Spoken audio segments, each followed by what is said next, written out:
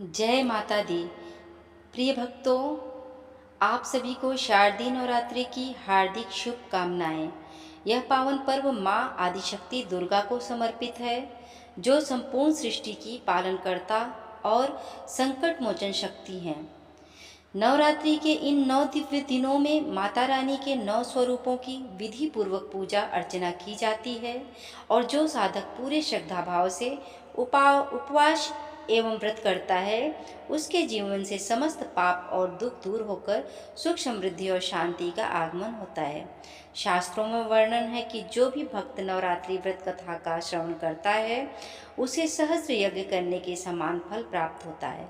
माता रानी की विशेष कृपा से उसके जीवन में धन धान्य की वृद्धि होती है, संतान सुख मिलता है और घर आंगन में सौभाग्य अस्थायी हो जाता है। आज हम आप सभी को नवरात्रि व्रत की एक ऐसी अलौकिक कथा सुनाने जा रहे हैं, जिसका श्रवण मात्र ही मन को पवित्र करता है। कहा गया है कि इस कथा को यदि कोई भी मनुष्य सच्चे हृदय से ध्यान पूर्वक सुन ले, तो उसके जीवन के सभी संकट समाप्त हो जाते हैं और वह माता दुर्गा के चरणों में विशेष कृपा का अधिकारी बनता है। तो आइए भक्तों, प्रेम और श्रद्धा के साथ हम सब मिलकर इस अद्भुत कथा का श्रवण करते हैं और माता रानी से अपने जीवन को मंगलमय बनाने की प्रार्थना करते हैं। एक समय की बात है, भगवान शिव जी कैलाश पर्वत पर ध्यान मग्न होकर बैठे हुए थे। उसी समय नारायण नारायण का जाप करते हुए और हाथ में वीणा धारण किए देवर्षि नारद जी अपने अनोखे हास्य भाव और जिज्ञासा के साथ भगवान शिव जी की ओर चले आ रहे थे। उनके प्रत्येक चरण स्पर्श से हिमालय पर जैसे दिव्य महक फैल रही थी। देवर्षि नारद जी के आगमन की आहट पाकर भगवान शिव जी अपनी आंखें मंद मुस्कान के साथ खोलते हुए देवर्षि नारद जी से कहते हैं, हे नारायण भक्त, आपका कैलाश पर्वत पर स्वागत है। कहिए आज किस प्रयोजन से कैलाश पर्वत आना हुआ? अवश्य आप कोई महत्वपूर्ण समाचार लेकर आए होंगे। भगवान शिव जी की यह बात सुनकर नारद जी हाथ जोड़ते हुए कहते हैं, हे कैलाशपति, आज मैं कोई समाचार लेकर आपके पास नहीं आया हूँ, अपितु मैं तो एक अनमोल रहस्य जानने आया हूँ। फिर नारद जी ने विनम्र स्वर में कहा, हे प्रभु, मैं आपके पास नवरात्रि व्रत का महात्म्य सुनने के उद्देश्य से आया हूँ। इन दिनों में देवी दुर्गा की आराधना विशेष फलदायी क्यों होती है और इन व्रत को करने से कौन सा फल प्राप्त होता है? कृपया आप मुझे इन प्रश्नों का उत्तर देकर मेरे मन को उठ रहे संशय को दूर कीजिए। नारद जी के प्रश्नों को सुनकर भगवान भोलेनाथ मंद मुस्कान के साथ बोले, हे ब्रह्मांड नंदन, आज आपने उत्तम प्रश्न किया है। आपके माध्यम से समस्त संसार को इस व्रत का महात्म्य पता चलेगा, इसीलिए आप ध्यान से सुनिए। आज मैं आपको इस व्रत का महात्म्य सुनाता हूँ तथा इस व्रत को करने की विधि और नियम भी बताता हूँ, किंतु उससे पहले मैं आपको नवरात्रि व्रत की महान कथा सुनाता हूँ। जो भी मनुष्य इस कथा का श्रवण करता है, उसके समस्त पापों का नाश होता है और उस पर सदैव आदिशक्ति माता दुर्गा की कृपा दृष्टि बरसती है।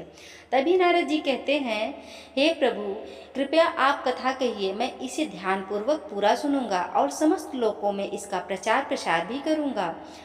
भक्तों, भगवान शिव जी कथा सुनाते हुए कहते हैं, हे देवर्षि, प्राचीन काल की बात है। एक गांव में एक अत्यंत ही गरीब और निर्धन किसान रहता था, जिसका नाम दुर्गादास था। उस किसान की कई संतानें थीं, जो कोई काम नहीं करती थी, क्योंकि वे अभी बहुत छोटी आयु की थी। धन के अभाव से वे सभी हमेशा दुखी रहा करती थी। उनके पास जीवन यापन करने के लिए जमीन का एक टुकड़ा भी नहीं था और ना ही उनके पास व्यापार करने के लिए धन था। दिन भर किसान दूसरे के खेतों में काम करता था। बदले में उसे जो धन मिलता था, उसी से वह अपने बच्चों के लिए रात्रि को कुछ खाने को ले आता था। वह किसान थोड़ा थोड़ा भोजन अपनी संतानों को खिला देता था और जो भी कुछ बच जाता, उसी से अपना पेट भर लेता था। पूरा परिवार दिन भर भूखा रहता था और केवल रात्रि को थोड़ा सा अन्न खा लिया करता था। इस प्रकार से वह किसान स्वयं भूखा रहकर दूसरों का काम करके अपने परिवार का पालन पोषण करता था। वही किसान स्वभाव से अत्यंत निर्मल और दयालु था। वह धर्मपरायण, शांत, सदाचारी, सत्यवादी, क्रोध न करने वाला, धैर्यवान और अभिमान रहित था। वह प्रतिदिन देवताओं और पितरों का पूजन करता था, अपने द्वार पर आए हुए अतिथियों का आदर सम्मान करता था और उन्हें भोजन कराने के बाद जो भी कुछ बच जाता उसी से अपना गुजारा चला लिया करता था। कुछ समय बीतने के बाद एक दिन एक तपस्वी ब्राह्मण महात्मा उस दुर्गादास नामक के किसान के घर पर आए। दुर्गादास ने ब्राह्मण महात्मा को जो कुछ भी उससे हो सका उसने महात्मा को दान दिया और उनका स्वागत सत्कार किया। उसके बाद दुर्गादास ने हाथ जोड़कर प्रणाम करके अत्यंत व्याकुल मन से अपने मन की व्यथा सुनाते हुए साधु महात्मा से बोला, हे ब्राह्मण देवता, यदि आप हमारे अतिथि धर्म से प्रसन्न है तो क्या हम आपसे कुछ पूछ सकते हैं? दुर्गादास की यह बात सुनकर वह ब्राह्मण कहने लगा, हे पुत्र, आपकी चर्चा तो नगर में चारों तरफ है कि आप एक महान दानी और पुण्य आत्मा हैं। आप अतिथियों का स्वागत सत्कार अत्यंत ही प्रेम भाव से करते हैं। इसी कारण से मैं आपके पास आया हूँ। कृपया आप संकोच न करते हुए आपकी जो भी शंका हो पूछ लीजिए। तब वह किसान हाथ जोड़कर करुण स्वर में कहता है, हे ब्राह्मण देवता, कृपया करके आप मुझे बताइए कि मेरी दरिद्रता का नाश निश्चित रूप से कैसे हो सकता है। इस दरिद्रता के कारण मैं अपने परिवार का भरण पोषण नहीं कर पा रहा हूँ। मैं बहुत परेशान रहता हूँ। हे ब्राह्मण देवता, मुझे धनवान बनने की तनिक भी अभिलाषा नहीं है। मैं तो बस इतना चाहता हूँ कि मेरा परिवार 2 वक्त का भोजन पा सके और मैं अपने परिवार का पालन पोषण करने के लिए समर्थ हो जाऊँ। मेरे पुत्र पुत्रियाँ भूख से पीड़ित होकर भोजन के लिए बहुत रोते हैं। मुझसे उनका यह दुख देखा नहीं जाता। भक्तों, आगे उस किसान ने रोते हुए सन्यासी महात्मा से कहा, हे ब्राह्मण देव, आज मैंने अपने रोते हुए बालकों को घर से निकाल दिया है और वे कहीं चले गए हैं। इसीलिए मेरा हृदय शोक की अग्नि में जल रहा है। धन के अभाव में मैं क्या करूं? मेरी पुत्री भी विवाह के योग्य हो गई है। नगर के लोग मुझे ताने मारते हैं, किंतु मैं कर भी क्या सकता हूँ? मेरे पास इतना धन भी नहीं है कि मैं अपनी बेटी का विवाह करके उसका कन्यादान अपने हाथों से कर सकूं। हे ब्राह्मण देव, इसी कारण से मैं चिंतित हूँ। हे दयानिदान, आप तो विद्वान और तपस्वी हैं। कृपया आप मेरी इस समस्या का समाधान कीजिए। मुझे विश्वास है कि आप अवश्य मेरी मदद करेंगे। इस प्रकार से उस किसान के द्वारा याचना करने पर उस ब्राह्मण ने बड़ी ही प्रसन्नतापूर्वक उस किसान से कहा, हे पुत्र, मैं तुम्हारे दुख का कारण समझ चुका हूँ। तुम चिंता मत करो, मैं तुम्हें अवश्य ही इसका समाधान बताऊंगा। तुम अब नवरात्रि के व्रत का अनुष्ठान करो। इसमें तुम माँ भगवती की पूजा, उपासना और हवन करो। सुबह शाम आदिशक्ति माँ दुर्गा के मंत्रों का उच्चारण करो। इससे तुम्हारे सभी कार्य सिद्ध हो जाएंगे। तुम्हारी दरिद्रता नष्ट हो जाएगी। तुम्हारे घर में सुख समृद्धि का आगमन होगा। जो भी मनुष्य नवरात्रि व्रत करता है उसके सभी मनोरथ पूर्ण हो जाते हैं। यह व्रत सदा ज्ञान और मोक्ष देने वाला है, सुख तथा संतान की प्राप्ति देने वाला है एवं शत्रुओं का पूर्ण रूप से विनाश करने वाला है। आगे की कथा सुनाते हुए भगवान शिव जी नारद जी से कहते हैं, हे देवर्षि, इस प्रकार से उस सन्यासी महात्मा ने नवरात्रि व्रत का महात्म्य उस किसान को सुना दिया, जिसे सुनकर वह किसान बहुत प्रसन्न हुआ और उसने उस ब्राह्मण को अपना गुरु मान लिया और उससे देवी के मंत्र की दीक्षा ली। तत्पश्चात उस किसान ने अत्यंत भक्तिपूर्वक नवरात्रि में उस मंत्र का जाप किया और अनेक विधि तथा उपायों से माँ भगवती का पूजन किया। इस प्रकार से उस किसान ने कई वर्षों तक नवरात्रि के व्रत का अनुष्ठान किया। फिर अंतिम दिन अर्धरात्रि आने पर साक्षात माँ दुर्गा ने उस किसान को दर्शन दिए और कहा, हे पुत्र, मैं तुम्हारी भक्ति और पूजा से अत्यंत प्रसन्न हूँ। तुम्हें जिस वर की कामना है निसंकोच होकर मांग लो। तुम्हें जो चाहिए वह मैं तुम्हें प्रदान करूँगी। साक्षात माँ दुर्गा को अपने सम्मुख देखकर वह किसान घबरा गया। उसे अपनी आंखों पर यकीन नहीं हो रहा था। उसकी आंखों से खुशी के आंसू झलक रहे थे। माँ दुर्गा के उस अद्भुत दिव्य स्वरूप को देखकर वह किसान हर्ष से उत्साहित होने लगा। फिर उस किसान ने माता दुर्गा को प्रणाम करके कहने लगा, हे देवी माँ, मैं आपके दर्शन करके धन्य हो गया। आपके इस अलौकिक स्वरूप को देखकर मेरे सभी कष्ट दूर हो गए।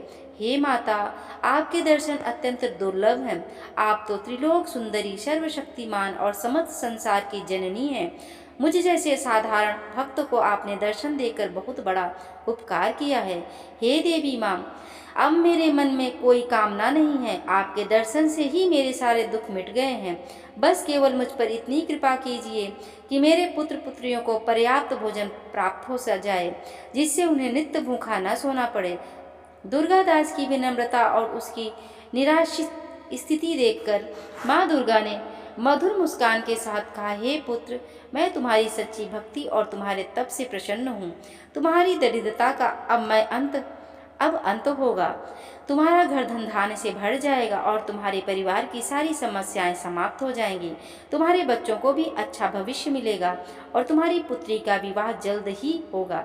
मैं तुम्हें यह वरदान देती हूँ। इतना कहने के बाद उस स्थान पर एक दिव्य प्रकाश उत्पन्न हुआ और देवी दुर्गा अंतर ध्यान हो गई।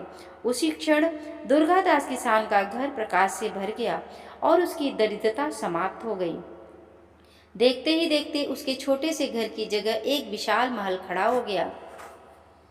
उस महल में स्वर्ण, मणियों और बहुमूल्य रत्नों का भंडार भर गया। उसकी सारी संतानें यह अद्भुत दृश्य देखकर खुशी से तृप्त हो गई। दुर्गादास के पास अब न केवल अपने परिवार के लिए अन्न था, बल्कि वह दूसरों की भी मदद कर सकता था। कुछ दिनों बाद उस किसान ने अपनी पुत्री के लिए एक अच्छा सा वर देखकर उसका विवाह कर दिया। भक्तों, इतना धनवान बनने के बाद भी उस किसान ने अपनी भक्ति और श्रद्धा को कभी नहीं छोड़ा। वह प्रतिदिन माँ दुर्गा की पूजा करता और उनके प्रति आभार व्यक्त करता था। उसका जीवन अब आनंद और समृद्धि से भर गया था। उसके परिवार ने भी माँ दुर्गा के प्रति भक्ति और समर्पण को अपनाया और वे सभी माँ के आशीर्वाद से सुखी जीवन व्यतीत करने लगे। भगवान शिव कहते हैं, हे देवर्षि, इस प्रकार से मैंने आपको नवरात्रि व्रत की महान कथा सुनाई है। इस कथा को सुनने मात्र से ही व्रती मनुष्य के सभी कार्य सफल हो जाते हैं। जो मनुष्य पूरे नवरात्र उपवास करने में असमर्थ है, वह प्रथम और अंतिम दिन का उपवास करके यथोचित फल प्राप्त कर सकता है। हे देवर्षि, नवरात्र के अंतिम दिन व्रती को पूजन, हवन, कन्या पूजन तथा ब्राह्मण भोजन अवश्य कराना चाहिए। ऐसा करने से उसका व्रत सफल हो जाता है।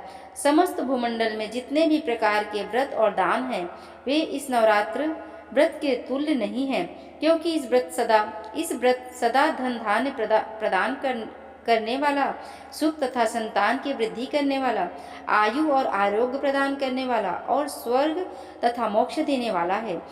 जिस भी स्त्री को संतान प्राप्ति की कामना है, उसे इस सौभाग्यदायी और कल्याणकारी व्रत का विधि पूर्वक सच्ची श्रद्धा से अनुष्ठान करना चाहिए। इस व्रत का अनुष्ठान करने से सभी मनोरथ पूर्ण हो जाते हैं। पूर्व जन्म में जिन लोगों द्वारा यह उत्तम व्रत नहीं किया गया है, वे इस जन्म में रोगग्रस्त, दरिद्र तथा संतान रहित होते हैं। भक्तों, फिर भगवान शिव जी नारद जी से कहते हैं, हे देवर्षि, मैं तुम्हें नवरात्रि व्रत से संबंधित एक और अलौकिक कथा का श्रवण करा रहा हूँ। इसे ध्यानपूर्वक सुनना। कथा प्रारंभ करते हुए भगवान शिव जी कहते हैं, हे नारायण भक्त, किसी गांव में गोपाल नाम का एक शिल्पकार रहता था। वह अपने हाथों से अच्छी अच्छी मूर्तियां बनाता था, फिर उन मूर्तियों को शहर में जाकर बेचा करता था। इस तरह से वह अपने परिवार का पालन पोषण करता था। गोपाल का विवाह एक अत्यंत ही सुंदर स्त्री के साथ हुआ था, जिसका नाम सुकन्या था। वह सुंदर होने के साथ ही साथ दयावान और धर्मपरायण स्त्री थी। वह प्रत्येक कार्य में अपने पति का सहयोग करती थी और अच्छी तरह से अपने परिवार का पालन पोषण कर रही थी। वह अपने परिवार के साथ सुखमय जीवन व्यतीत कर रही थी। एक दिन गोपाल मूर्तियों को शहर में बेचने के लिए गया हुआ था और जब वह अपनी मूर्तियों को बाजार में बेच रहा था, तभी उसकी दुकान पर एक आदमी आता है और गोपाल से मूर्ति लेता है, लेकिन वह व्यक्ति उसको उस मूर्ति का दाम देना भूल जाता है और मूर्ति लेकर चला जाता है। गोपाल उस व्यक्ति को आवाज़ लगाने लगता है, किंतु वह व्यक्ति उससे बहुत दूर पहुंच जाता है। इसीलिए वह गोपाल की आवाज़ नहीं सुन पाता है और वहां से चला जाता है। गोपाल अपनी मूर्ति का दाम लेने के लिए उस व्यक्ति के पीछे भागने लगता है। तभी अचानक से गोपाल के पीछे से आ रही एक बैलगाड़ी उसके ऊपर चढ़ जाती है, जिससे उसे बहुत सी चोटें आती हैं और वह घायल हो जाता है। उस घटना के कारण गोपाल का दाहिना हाथ काटना पड़ जाता है, क्योंकि उसका दाहिना हाथ बिल्कुल खराब हो गया था। इसीलिए अब वह अपने हाथों से मूर्तियां नहीं बना सकता था। उस हादसे में गोपाल का दाहिना हाथ कट जाने के कारण उसका जीवन बड़ा ही कष्टमय हो गया था। इस बात को लेकर उसकी पत्नी सुकन्या बहुत दुखी रहने लगी थी। गोपाल और उसकी पत्नी माँ दुर्गा की प्रतिदिन पूजा अर्चना किया करते थे। उस दिन भी वे दोनों माँ दुर्गा की पूजा कर रहे थे। तभी गोपाल की पत्नी माँ दुर्गा से कहती है, हे देवी माँ, हमारे साथ ऐसा क्यों हो गया? हमने ऐसा कौन सा पाप किया था जिसकी आपने हमें इतनी बड़ी सजा दी? अब हमारा घर कैसे चलेगा? और अब हमें घर चलाने के लिए प्रतिदिन कर्ज लेना पड़ रहा है, तब भी हमारा घर ठीक से नहीं चल पा रहा है। इस बात को लेकर मैं दिन रात बहुत चिंतित रहती हूँ। और आज से कुछ ही दिनों बाद नवरात्रि भी आ रही है, सब कुछ कैसे होगा? गोपाल अपनी पत्नी की इन बातों को सुन रहा था।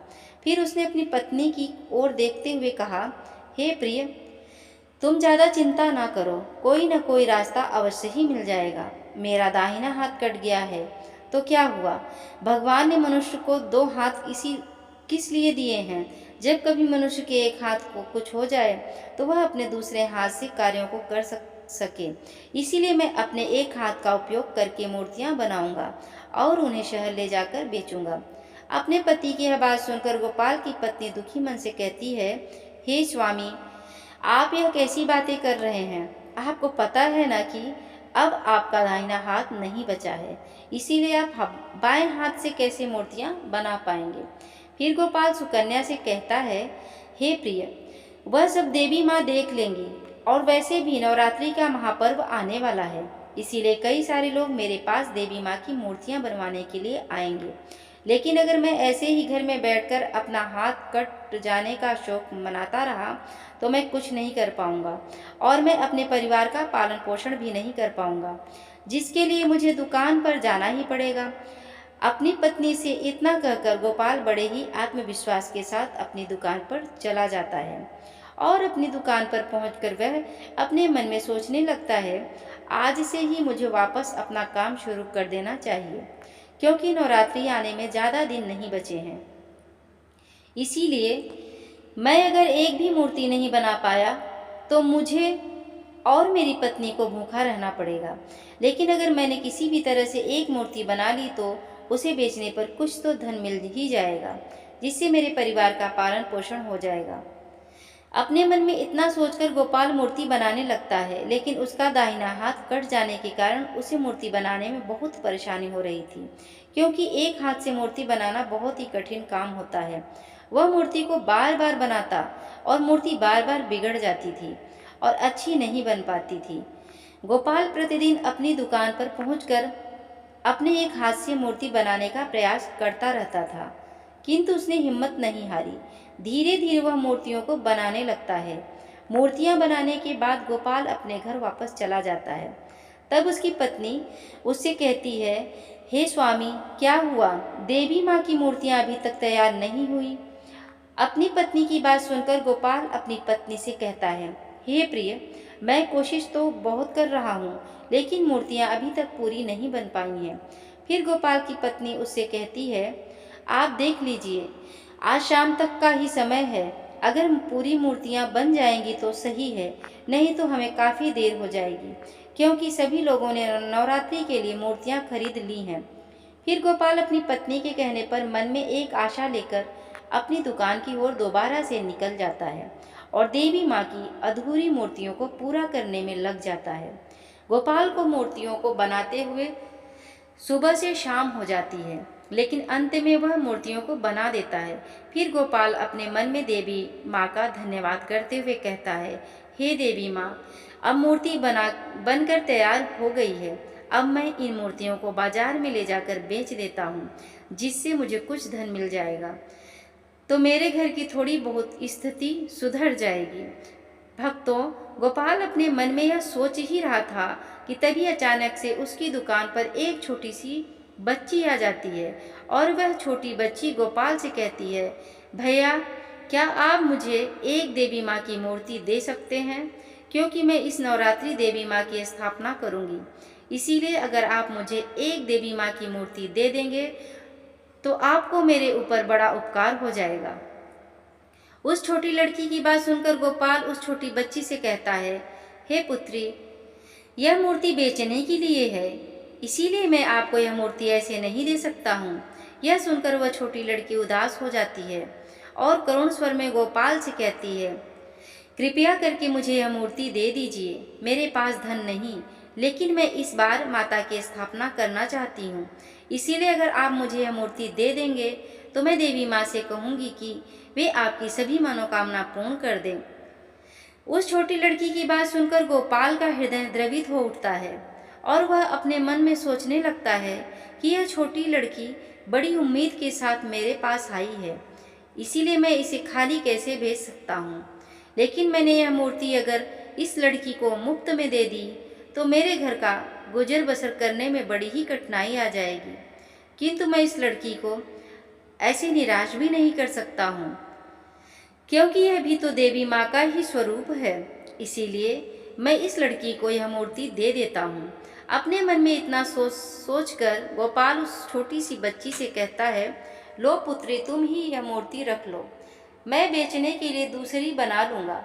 फिर गोपाल उस छोटी लड़की को वह मूर्ति दे देता है।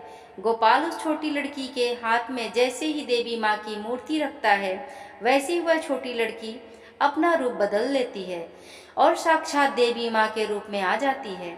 गोपाल साक्षात देवी माँ को अपने सामने देखकर बड़े ही आश्चर्य में पड़ जाता है और तुरंत देवी माँ के चरणों में गिर जाता है और माँ दुर्गा से कहता है, हे माँ, आज आपके दर्शन पाकर मैं धन्य हो गया, मेरा जीवन सफल हो गया।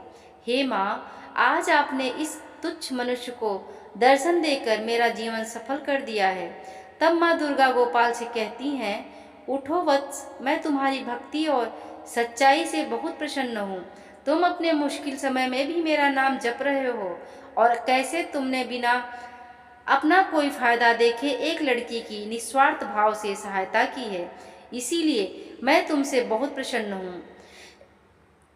हे पुत्र, मैं तुम्हें एक वरदान देती हूँ कि तुम जिस भी मिट्टी को अपने हाथ से स्पर्श करोगे वह मिट्टी एक जादुई मिट्टी बन जाएगी, जिससे तुम अपने मन में जो भी आकार बनाओगे वह अपने आप ही उस आकार की बन जाएगी, जिससे तुम्हें अपने एक हाथ से मूर्तियाँ नहीं बनानी पड़ेगी। माँ दुर्गा की इन बातों को सुनकर गोपाल माँ दुर्गा से कहता है, हे माँ, आज आपने यह वरदान देकर मुझ पर बहुत बड़ा उपकार किया है। फिर माँ दुर्गा गोपाल से कहती हैं, हे पुत्र, तुम अपनी इस शक्ति का कभी घमंड मत करना और अगर तुम्हें कोई भी जरूरतमंद व्यक्ति दिखे तो तुम उसकी सहायता अवश्य करना।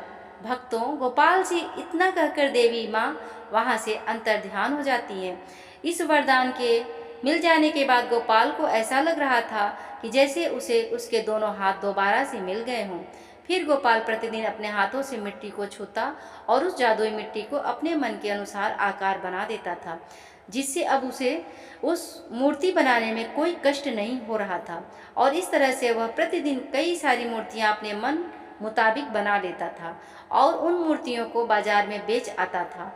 उसकी बनाई मूर्तियां बहुत ही सुंदर और आकर्षक होती थी, जिसके कारण उसकी बनाई गई मूर्तियां बाजार में बहुत ज़्यादा बिकने लगी। फिर देखते ही देखते देवी माँ के वरदान से गोपाल के दिन सुधर जाते हैं, उसके सारे कर्जे भी खत्म हो जाते हैं और अब गोपाल अपनी पत्नी सुकन्या के साथ खुशहाल जीवन व्यतीत करने लगता है। ऐसे ही दिन बीत रहे थे। गोपाल धीरे धीरे धनवान होता जा रहा था। लेकिन एक दिन की बात है, गोपाल अपनी दुकान में मूर्ति बना रहा था कि तभी अचानक से उसकी दुकान पर एक व्यक्ति आ जाता है और गोपाल से कहता है, गोपाल जी, क्या आप मेरी एक सहायता करेंगे? उस व्यक्ति की बात सुनकर गोपाल उससे कहता है, जी बताइए, मैं आपकी किस प्रकार से सहायता कर सकता हूँ? तो वह व्यक्ति गोपाल से कहता है, मैंने लोगों से आपके बारे में सुना है कि आपके पास एक चमत्कारी शक्ति है, जिससे आप अपने मन में जो भी सोचते हैं उसकी मूर्ति अपने आप ही बन जाती है। फिर वो गोपाल उस व्यक्ति से कहता है, जी हाँ, वह तो है, आपने सत्य कहा। तब वह व्यक्ति गोपाल से कहता है, क्या आप मुझे वह चमत्कारी शक्ति दे सकते हैं? देखिए, मना मत कीजिएगा, क्योंकि मेरी माँ का कुछ ही दिनों पहले देहांत हो गया था और मैं अपनी माँ से बहुत प्रेम करता था। लेकिन मेरे पास मेरी माँ की कोई भी तस्वीर नहीं है, लेकिन मेरी माँ सिर्फ मेरे मन में है। इसीलिए अगर आप मुझे वह शक्ति दे देंगे तो मैं अपने मन से सोचकर अपनी माँ की एक मूर्ति बना सकता हूँ, जिसे मैं सदा अपने पास रखूँगा। मेरे पास सिर्फ यही एक रास्ता है। उस व्यक्ति की बात सुनकर गोपाल अपने मन में सोचने लगता है कि क्या मुझे अपनी शक्तियाँ इस अजनबी व्यक्ति पर भरोसा करके इसे दे देनी चाहिए। फिर वह सोचने लगा, यह शक्ति मेरी तो नहीं, यह शक्ति तो मुझे देवी माँ ने दी है, और देवी माँ ने यह भी कहा था कि कोई ज़रूरतमंद को ज़रूरत पड़े तो इन शक्तियों से उसकी सहायता कर देना। इसीलिए मुझे यह शक्तियाँ इसे दे देनी चाहिए, जिससे इसकी यह मनोकामना पूरी हो जाए। अपने मन में इतना सोचकर गोपाल उस व्यक्ति से कहता है, ठीक है भाई, मैं आपको उस शक्ति का ज्ञान देता हूँ। जैसे ही गोपाल इतना कहता है, वैसे ही वह अजनबी व्यक्ति देवी माँ के रूप में साक्षात प्रकट हो जाता है। वह व्यक्ति देवी माँ ही थी जो गोपाल की परीक्षा लेने आई थी। देवी माँ को देखकर गोपाल उनके चरणों में गिर जाता है। तब माँ दुर्गा गोपाल से कहती हैं, उठो वत्स, तुम अपनी परीक्षा में सफल हुए हो। मैं तो यह देखने आई थी कि कहीं तुम मेरी बताई बातों को भूलकर इन शक्तियों पर अपना अधिकार तो नहीं जता रहे हो, लेकिन तुमने मुझे अपनी सच्चाई व ईमानदारी से फिर से प्रसन्न कर दिया है। इसीलिए हे पुत्र, मैं तुम्हें वरदान देती हूँ कि तुम्हारी सभी मनोकामनाएं अवश्य पूर्ण हो जाएंगी, जिससे तुम कभी भी गरीब नहीं रहोगे। गोपाल से इतना कहकर माँ दुर्गा वहाँ से अंतर्ध्यान हो जाती हैं। फिर गोपाल अपनी पत्नी सुकन्या के साथ सुखपूर्वक से अपने जीवन का निर्वाह करने लगता है। जय माँ दुर्गा, जय माता दी। भक्तों, इस प्रकार से आज की यह कथा समाप्त हुई। इस कथा को सुनने के बाद माँ का जयकारा अवश्य लगाएं। हम आशा करते हैं आपको नवरात्रि व्रत की यह कथा और महात्म्य समझ में आ गया होगा। कथा को सुनने के बाद भगवान शिव जी से नारद जी अत्यंत भाव विभोर होकर कहते हैं, हे प्रभु, आपके मुख से इन कथाओं को सुनकर मैं धन्य हो गया। मैं इन कथाओं का तीनों लोकों में प्रचार करूंगा और नवरात्रि व्रत का महात्म्य सुनाऊंगा। इतना कहकर नारद जी भगवान शिव जी को प्रणाम करके कैलाश से प्रस्थान कर जाते हैं। भक्तों, एक बार श्रद्धा और प्रेम से बोलिए जय माँ दुर्गा, जय माता रानी। प्रेम से बोलिए जय माता दी। माता रानी हम सब पर अपनी कृपा बनाए रखना। ऐसे ही और भी रोचक और आध्यात्मिक कथाओं को सुनने के लिए चैनल को सब्सक्राइब कर लें। कमेंट बॉक्स में जय माता दी लिखकर अपनी हाजिरी लगाना न भूलें। फिर मिलते हैं एक और वीडियो के साथ। धन्यवाद। जय श्री कृष्णा। राधे राधे।